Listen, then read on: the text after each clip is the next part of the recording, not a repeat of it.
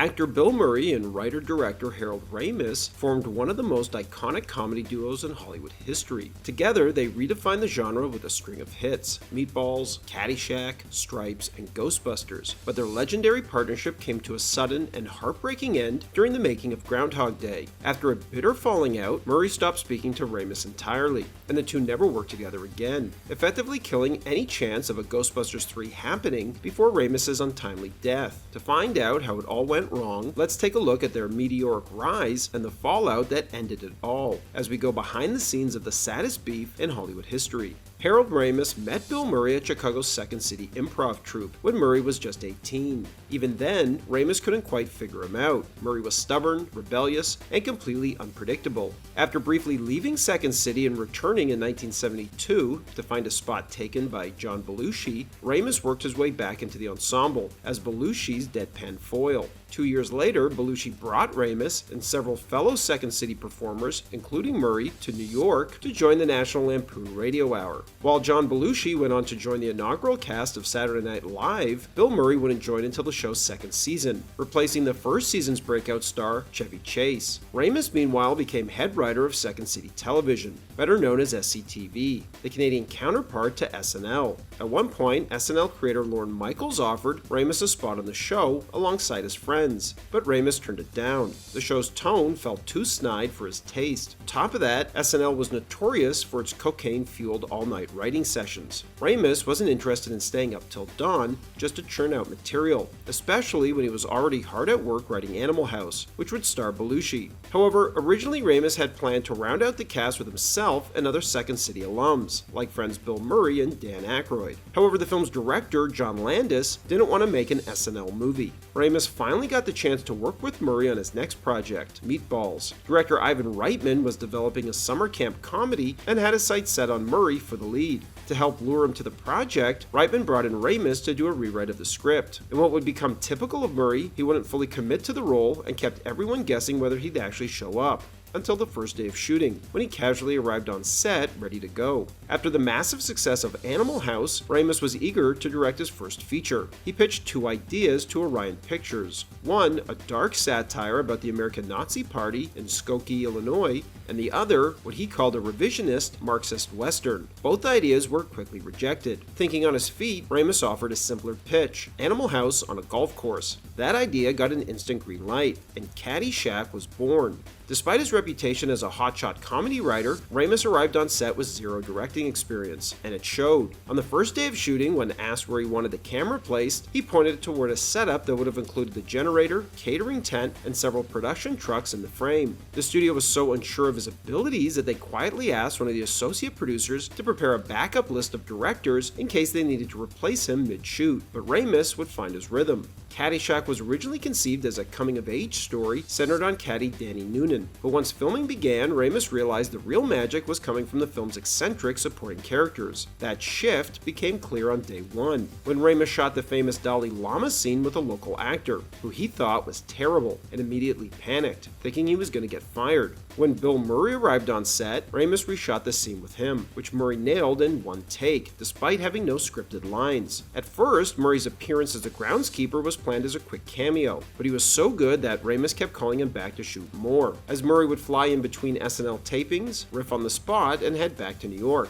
In fact, everything Murray did in the film was improvised. Ramis' favorite moment in Caddyshack was the now iconic Cinderella story speech. The script only described Carl cutting the tops of flowers with a grass whip, but Ramis asked Murray if he ever did any imaginary golf commentary in his head, as Murray cut him off and said, yeah, don't say any more, I got it. They shot the whole thing in just 2 takes, as Ramis later called Murray the best improviser he's ever worked with, noting that any issues they had over the years were never about the quality of Murray's work, just that Murray could be a moody guy, and those moods could be tough to work around. As filming neared its end and Murray's role continued to grow, Ramis realized he was missing a crucial moment, a scene between his two biggest stars, Bill Murray and Chevy Chase. The two actors had a tense history.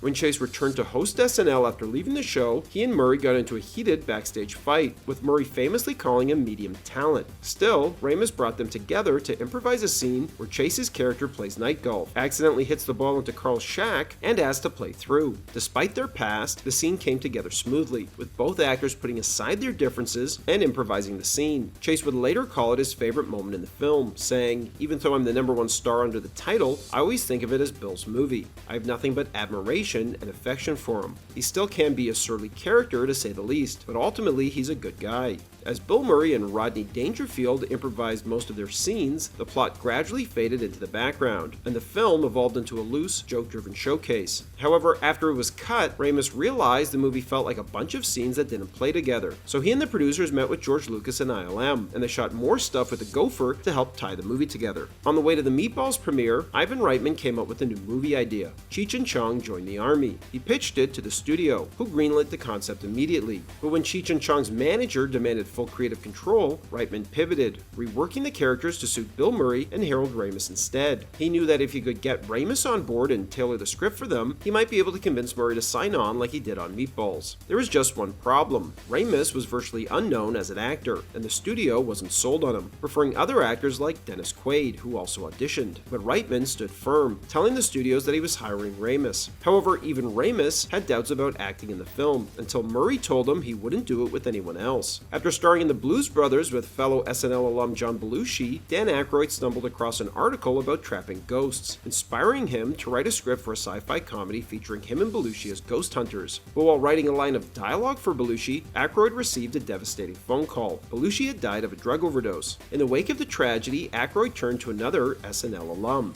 Bill Murray, to replace Belushi. Murray agreed to do the project after reading just half of Aykroyd's first draft, but, true to form, never officially committed. Yet again, the entire production remained unsure whether he'd actually show up until the first day of shooting. However, to help ensure he'd show up, the studio agreed to finance Murray's passion project, The Razor's Edge. To direct Ghostbusters, Aykroyd would turn to Stripes director Ivan Reitman, but Reitman quickly flagged major issues with the script. The first draft was wildly ambitious, filled with futuristic technology, interdimensional travel, and would have cost hundreds of millions to make. Wanting something more grounded and in step with the entrepreneurial spirit of the 1980s, Reitman suggested reimagining the Ghostbusters as out-of-work academics who get kicked out of university and decide to go into business for themselves, launching a scrappy paranormal startup. And last but not least, Reitman yet again wanted to bring in Harold Ramis to help rewrite the script, as well as cast him as the third Ghostbuster. After the massive success of Ghostbusters, Murray followed it up with his long-gestating passion project, The Razor's Edge, a dramatic departure from his usual comedic roles. But when the film bombed, he stepped away from acting for 4 years. During that time, tensions quietly simmered among the original Ghostbusters team, with rumors swirling about profit-sharing disputes and unspoken resentments that no one was willing to address outright. As Ramis later put it, there was a little air to clear before we got going on a sequel. The biggest obstacle, however, was Murray himself. Wary of being dragged into a soulless sequel done for profit, he dragged his feet.